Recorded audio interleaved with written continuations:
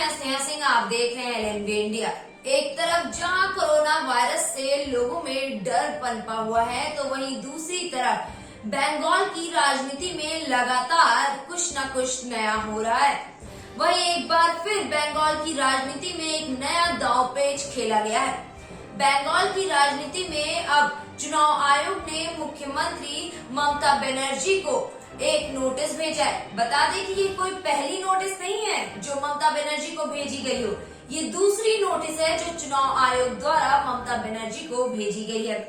अब ममता बनर्जी को ये नोटिस क्यों भेजी गई है, तो अब आपको ये भी बता दें कि ममता बनर्जी को ये नोटिस उनके एक बयान को लेकर भेजी गई है।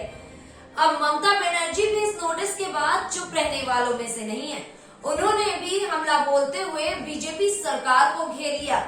उन्होंने कहा कि जब हम कुछ बोलते हैं तो हमारे खिलाफ चुनाव आयोग नोटिस भेज देता है, लेकिन जब बीजेपी के लोग कुछ बोलते हैं तो चुनाव आयोग क्या करता है? चुनाव आयोग जब हिंदू मुस्लिम की बात होती है तो फिर नोटिस क्यों नहीं भेजता है?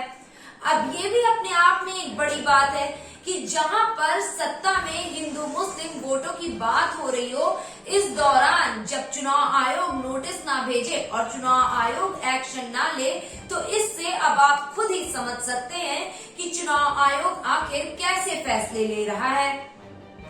खैर, ये तो बीजेपी और ममता बनर्जी के बीच की लड़ाई थी।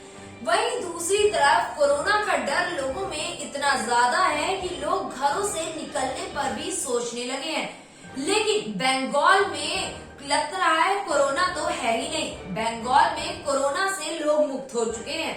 लोग बेझिझक रैलियों में जा रहे हैं, सत्ता के नारे लगा रहे हैं। लोग वहां पर सत्ता के बारे में बातें भी कर रहे हैं। लगातार चुनाव प्रचार भी किया जा रहा है।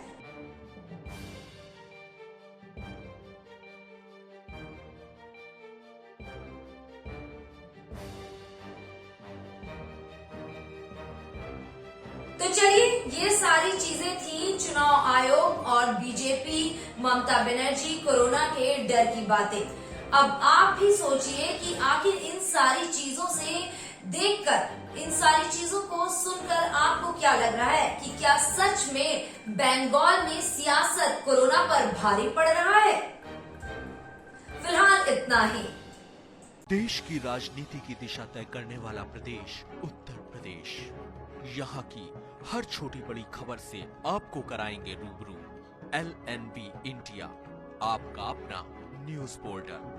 लॉग इन करें www.lnvindia.com।